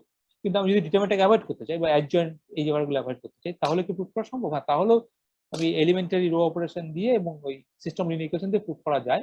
সেক্ষেত্রে আমাকে ওই জিনিসটা দেখতে হবে যে দুটো সিস্টেম লিনিয়ার ইকুয়েশনের মধ্যে ইকুইভ্যালেন্স, যে একটা সিস্টেম থেকে একটা যাচ্ছে ব্যাক করে আবার চলে আসে, দুটো অ্যাপ্লাই পরপর অ্যাপ্লাই করলেই বোঝা যাবে যে দুদিক থেকে এই জিনিসটা আসছে। আমি এগুলো ডিটেলস বলছি না, এগুলো হোমওয়ার্ক হিসেবে থাকবে প্রবলেম সেটের মধ্যে, পরে আলোচনা করা যাবে। সো তাহলে ইনভার্স আসলে কিছুই না, প্রোডাক্ট অফ একটা এলিমেন্টারি ম্যাট্রিক্স, কতগুলো elementary matrix, series of elementary matrix এটা। তাহলে কি করে করব? এটাকে বার করবো কি করে? এটা আমার, এটাই তো আমার এ ইনভার্স, কি করে বার করবো? খুব সহজ কাজ। আমি যখন এটাকে যখন অ্যাপ্লাই করে করে আমি এলিমেন্টারি অপারেশন অ্যাপ্লাই করে করে করে করে করে আমি যখন আইতে পৌঁছাচ্ছি, আমি পাশে একটা আই লিখে রাখবো অগমেন্টেড। ওই সলিউশনের ক্ষেত্রে যেমন একটা কলাম জুড়ে রাখতাম, এখানে একটা পুরো স্কোয়ার ম্যাট্রিক্স জুড়ে রেখে। এবার অপারেশন গুলো ইউজ করতে থাকবে। আমি কিন্তু থিওরিটিক্যালি বোঝানোর জন্য আমি E1 E2 করেছি। E1 E2 কখনোই আমি এটা করব না যে একটা রোকে 2 দ্বিগুণ করে সেকেন্ড রোর সাথে ফার্স্ট রোকে 2 দ্বিগুণ করে সেকেন্ড রোর সাথে গুণ করে যেটা পেলাম সেই ম্যাট্রিক্সটা বের করে নিয়ে তারপরে সেই ম্যাট্রিক্স দিয়ে গুণ করবো, তা তো নয়। এরকম তো নয় যে আমি চাই হচ্ছে ফার্স্ট রোকে 2 দ্বিগুণ করে সেকেন্ড রোর সাথে যোগ। আমি কি করলাম, আমি একটা আইডেন্টি ম্যাট্রিক্স ছিলাম, তাকে ফার্স্ট রোকে 2 দ্বিগুণ করে সেকেন্ড রোর সাথে যোগ করলাম, করে যে যে এলিমেন্ট ম্যাট্রিক্স ছিলাম সেটা দিয়ে প্রি মাল্টিপ্লাই করলাম। এত খাটবো না তো, আমি ম্যাট্রিক্সটার উপরেই তো অ্যাপ্লাই করে দেবো ডাইরেক্টলি অপারেশনটা, ফার্স্ট রোকে 2 দ্বিগুণ করে সেকেন্ড রোর সাথে যোগ করে দেবো। সো আমি থিওরিটা বোঝানোর জন্য একটু যেটা বললাম, থিওরিটা বোঝানোর জন্য ম্যাট্রিক্স এর ইম্পর্টেন্ট, যে E1 এটাই হচ্ছে নেক্সট স্টেপের ম্যাট্রিক্সটা, যেটা A1 তৈরি করবে। কিন্তু যখন অ্যাপ্লাই করছে, যখন জাস্ট E1টা অ্যাপ্লাই করছে, তার মানে এটা A1 হয়ে গেল পরেরটা, মানে ফার্স্টে যেটা পেরেছিলাম E1, এটা হচ্ছে A1। এখানে কি পাবো? ওই একই অপারেশন আই এর উপরে চাপিয়ে যাবে E1টা। পরে যখন E2 অপারেশনটা অ্যাপ্লাই করব, তখন A2টা পাবো। A2টা কি? A2টা হচ্ছে পরেরটা E2 E1 A, মানে E1 A2, E1 E2 A1। এখানে কি? এখানে E2 E1, এটা নেই, শুধু জাস্ট অ্যাপ্লাই করছি অ্যাপ্লাই করছি অ্যাপ্লাই করছি, লাস্ট স্টেপে গেট আইডেন্টিটি। আর এটা কি? এটা হচ্ছে ওই সিকোয়েন্স অফ সেট ম্যাট্রিক্সটা, প্রোডাক্টটা। আর এটাই তোমার এই ইনভার্স। ওয়ান্স অ্যাপ্লাই এই এটা অ্যাপ্লাই করতে করতে এখন আইডেন্টিটি পৌঁছবো, অটোমেটিক্যালি আমার এই আইটা এই ইনভার্সে আমাকে পৌঁছে দেবে একসাথে। তো ইনভার্সটা এলিমেন্টের ম্যাট্রিক্স গুলো গুণ করে আমাকে এলিমেন্ট ম্যাট্রিক্স গুলো বার করতে হবে না। এরকম নয় যে আমি অপারেশন গুলো দেখলাম, অনেক বড় হয়ে যাবে কিন্তু অপারেশন গুলো দেখলাম কি 10খানা অপারেশন করে আইডেন্টিটি পৌঁছেছে। এই অপারেশন গুলো কেউ যদি ওইভাবে ভাবে যে 10টা অপারেশন করছে, 10টা অপারেশনের জন্য 10টাই এলিমেন্টের ম্যাট্রিক্সে বার করলো, করে 10 বার 3x3 10খানা ম্যাট্রিক্স গুণ করতে হবে, প্রচুর ক্যালকুলেশন বেড়ে যাবে। সেটা করবো না তো, ওই একই সাথে প্রতিটা স্টেপ করতে থাকবে ইটারেশন করে। কারণ আমি অপারেশন গুলো ইউজ করবো, এলিমেন্ট ম্যাট্রিক্স গুলো কোথাও কিন্তু আমি দেখছি না। কিন্তু মাথা রাখতে হবে, প্রুফের জন্য এলিমেন্ট ম্যাট্রিক্স গুলো আমার এসছে, প্রুফটা বোঝানোর জন্য আমি এলিমেন্ট ম্যাট্রিক্স গুলো নিয়েছি, কিন্তু কোথাও কোনো ক্যালকুলেশনের মধ্যে এলিমেন্ট ম্যাট্রিক্স গুলো নেই। এই এলিমেন্ট গুলো কিন্তু আমি দেখতেই পাবো না, শুধু E1টাকে দেখতে পাবো। একটু চিন্তা করবো যে E1টাকে শুধু দেখতে পাবো, E2টাকে দেখতে পাবো না। কিন্তু আমি কিন্তু E2 E1টাকে দেখতে পাবো। যেমন ম্যাট্রিক্সটাকে অ্যাপ্লাই করতে থাকবো অপারেশন গুলো একের পর এক, তখন E2 E1 দেখতে পাবো। E1টা শুধু একটা ফার্স্টটা দেখতে পাবো, E2 E1 দেখতে পাবো, E2 E3 E2 E1 দেখতে পাবো, E3 দেখতে পাবো না। E3 আমাকে আবার আলাদা করে নিতে হবে। তাহলে E3টা পেতে গেলে আমাকে আলাদা করে দিতে হবে, দরকার নেই তো আমার E3টা। মতো হ্যাঁ, অনেক সময় বলে, অনেক সময় কখনো যদি কেউ প্রবলেম দেয় যে রাইট A ইনভার্স বা express A inverse as a product of elementary matrix, তাহলে কিন্তু আমাকে এইভাবে করলে হবে। তাহলে অপারেশন গুলো দেখে নিতে হবে। তখন তখন আমার আইডেন্টিটা লিখবো না, তখন আইডেন্টিটা লেখার দরকার নেই। তখন এটা এর উপরে অপারেশনগুলো অ্যাপ্লাই করে করে আইতে যখন পৌঁছাবো সেই অপারেশনগুলো মাথায় রাখতে হবে, সেই অপারেশনগুলো এক এক এক এক করে দিয়ে E1 E2 গুলো লিখে তারপরে গুণ হিসেবে দেখা যাবে। গুণটা করে দেখানো দরকার নেই, আমরা জানি গুণটা থিওরিটিক্যালি যে ওটাই A ইনভার্স হবে, গুণ করে কেউ চেক করা দরকার নেই, থিওরিটিক্যালি জেনে গেছি গুণটা করলে A ইনভার্স হবে। কিন্তু E1 E2 গুলোর জন্য আমাকে আলাদা করে ওই অপারেশনগুলো প্রতিবারই আইডেন্টি করতে হবে, মানে অ্যাপ্লাই করে। এবার হোমোজিনিয়াস আর নন হোমোজিনিয়াস সিস্টেম, এটা আমরা আগেও দেখেছি, আমাদের 12 ছিল। হোমোজিনিয়াস সিস্টেমে সবসময় জানি যে কনসিস্টেন্ট, আর নন হোমোজিনিয়াস সিস্টেম কনসিস্টেন্ট হতে পারে, নাও হতে পারে। এবার existence of solution, solution exist করবে কিনা সেটা করে বুঝবো, সেটা ইনভার্টিবিলিটি থেকে বুঝবো। যদি ইনভার্টিবল ম্যাট্রিক্স হয়, ax ইকুয়াল টু, যদি আমার ইকুয়েশনটা এরকম হয় বি ফর্মে থাকে, যেখানে বিটা একটা কলাম ভেক্টর, এক্সটা একটা কলাম ভেক্টর, এটা যদি ইনভার্টিবল হয় তাহলে এই ইনভার্স দিয়ে মাল্টিপ্লাই করে দিলেই পি মাল্টিপ্লাই আমি যেটা পেয়ে যাচ্ছি সেটা হচ্ছে, এটা তো আইডেন্টিটি, এটা এক্স। সো ইনভার্টিবল ম্যাট্রিক্স হলে আমি জানি যে ম্যাট্রিক্সটা যদি ইনভার্টিবল হয় তাহলে এই সিস্টেম লিনিয়ার ইকুয়েশনটা সবসময় সলিউশন এক্সিস্ট করে এবং সলিউশনটা ইউনিক। গুড। ইনভার্স যদি এক্সিস্ট না করে, স্কোয়ার ম্যাট্রিক্স যদি না হয়, মানে যতগুলো ভেরিয়েবল ততগুলো যদি ইকুয়েশন না থাকে, জানি না এই মুহূর্তে জানি না কি করতে হবে। একটা পদ্ধতি হচ্ছে আমি যেই এচলন ফর্মে নিয়ে গিয়ে করলাম, সেটা তাহলে তো আমি পুরো মেথডটা ইউজ করছি, সলিউশনগুলো বার করছি, সলিউশনগুলো প্রায় বেরিয়ে গেছে ওখানে। কিন্তু সলিউশনগুলো যদি না বের করে আমাকে যদি এক্সিস্টেন্স দেখাতে হয়, বা আমাকে জানতে হয় যে এক্সিস্ট কিনা, সলিউশন আছে বা, তখন কি হবে? প্রথম কথা, হোমোজিনিয়াস সলিউশনের ক্ষেত্রে, সিস্টেমের ক্ষেত্রে আমরা জানি যে সলিউশন এক্সিস্ট।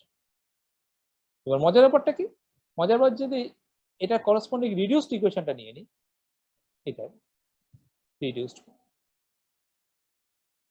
ইকুয়েশন, তাহলে এটা আমরা জানি প্রত্যেকেই যে এটার একটা সলিউশন যদি থাকে নন হোমোজিনিয়াস, একটা সলিউশন যদি x0 হয়, x0 is a solution this non homogeneous system, বা x1 একটা সলিউশন, আর এখানকার একটা যদি x0 সলিউশন থাকে, তাহলে আমরা জানি যে x0 প্লাস x1 টা এখানকার সলিউশন নন হোমোজিনিয়াস। এবং এই লিস্টটাই কমপ্লিট লিস্ট, এইভাবেই পাওয়া যায় সমস্ত নন হোমোজিনিয়াস সমস্ত সলিউশন গুলো। একটা পার্টিকুলার সলিউশন, একটা সলিউশন x1 থেকে হোমোজিনিয়াসের সবকটা সলিউশন অ্যাড করে করে পাওয়া যায়। তার মানে কি, এই হোমোজিনিয়াস সলিউশনটা সেটটা যদি আমার s হয়, তার মানে নন হোমোজিনিয়াস সেটটা সলিউশন কিন্তু x1 প্লাস s। আমরা x1 প্লাস s কিভাবে ডিফাইন করেছি আমরা জানি, x1 প্লাস s এর ডেফিনিশন হচ্ছে x1 প্লাস v, যেখানে v is a vector. By the way, this solution of all solutions of this homogeneous system forms a subspace of Rn. যদি n খানা variable থাকে তাহলে x টা হচ্ছে Rn এর element, and this solution space, set of all solutions in the homogeneous system, form the subspace. Clear? Obviously, because if x0 বা u and w are two solutions, then lambda u plus mu w is also a solution. Clearly, subspace এটাই check করতে হয়। Actually এটাও check করা দরকার নেই, u plus lambda w check করলেই, বা দুটো যোগফল সলিউশন আর একটা স্কেলার মাল্টিপ্লাই সলিউশন, তবে এটা সাবস্পেস ফর্ম করছে। সো সাবস্পেস ফর্ম করছে। এবার এটা সলিউশন গুলো কি সাবস্পেস ফর্ম করছে না, এটা সবসময় সাবস্পেস ফর্ম করছে না, কারণ নন হোমোজিনিয়াস হলে জিরোটা সলিউশন নেই না, জিরোটা যদি সলিউশন নেই সাবস্পেস ফর্ম করার প্রশ্ন নেই। কিন্তু এটা just linear shift of the subspace, এগুলো আবার পরে দেখবো, এটা বলে ফ্ল্যাট। এই ধরনের সেটকে বলা হয় একটা special type of set, linear কিন্তু সাবস্পেস নয়, এটা আলাদা নাম দেওয়া হচ্ছে ফ্ল্যাট, এগুলোকে ফ্ল্যাট বলা হয়। So x1 plus s, এই x1 টা হচ্ছে এটাই কমপ্লিট সলিউশন। সো s টা যদি complete set of solution of homogeneous corresponding homogeneous system, তাহলে x1 একটা যে কোনো এনি সলিউশন, এনি ওয়ান, তাহলে x1 plus is the complete solution of this non homogeneous system. আর এখন যদি এক্সিস্ট না করে, এখানে যদি ইনকনসিস্টেন্ট হয় তাহলে ইনকনসিস্টেন্ট, কিছু করার নেই। তার মানে এটা কি, তার মানে এটা ক্লিয়ার। কনসিস্টেন্ট যদি হয় নন হোমোজেনিয়াসটা, তাহলে ইউনিক হবে না ইনফাইনাইট হবে, সেটা এখান থেকে বেরিয়ে যাবে। এই করসপন্ডিং হোমোজেনিয়াসটা যদি ইউনিক হয় তাহলে এটাও ইউনিক যদি কনসিস্টেন্ট হয়, ইফ দিস কনসিস্টেন্ট। আর এটা যদি করসপন্ডিং হোমোজিনিয়াস যদি ইনফাইনাইট সলিউশন হয় তাহলে non homogeneous infinite solution if this is consistent. Consistent কিনা সেটা পরের প্রশ্ন, কিন্তু যদি কনসিস্টেন্ট হয় জানি, তাহলে তার ইনফাইনাইট না ইউনিক সলিউশন সেটা করসপন্ডিং হোমোজিনিয়াস থেকে পাওয়া সম্ভব। সো করসপন্ডিং হোমোজিনিয়াস সিস্টেম থেকে আমি ক্লিয়ারলি বলতে পারবো যে নন হোমোজিনিয়াস সিস্টেমটা ইউনিক নাকি ইনফাইনাইট। বাট ইনকনসিস্টেন্সি কিন্তু আমি হোমোজিনিয়াস থেকে বলতে পারবো না, স্বাভাবিক, কারণ বিটার কিন্তু কোনো রোল নেই। সো ইনফাইনাইট নাকি ইউনিক তার জন্য বি এর কোনো রোল নেই। বি এর রোলটা আছে কনসিস্টেন্ট না ইনকনসিস্টেন্ট তার জন্য চেক করার জন্য বি এর রোল। অবভিয়াসলি বিটা পাল্টালে হয়ে যাচ্ছে, বি যদি 0 হয় তাহলে তো কনসিস্টেন্ট, বি যদি অন্য কিছু হয় কনসিস্টেন্ট হতে পারে, না হতে পারে। সো তার মানে হোমোজিনিয়াস থেকে কখনোই বলা সম্ভব নয় এই নন হোমোজিনিয়াসটা কনসিস্টেন্ট ইনকনসিস্টেন্ট, সেটার প্রশ্ন আলাদা। কিন্তু এটুকু বলে দেওয়া সম্ভব যে ইউনিক নাকি infinite if this is consistent. তো এটা এত পর্যন্ত থাক।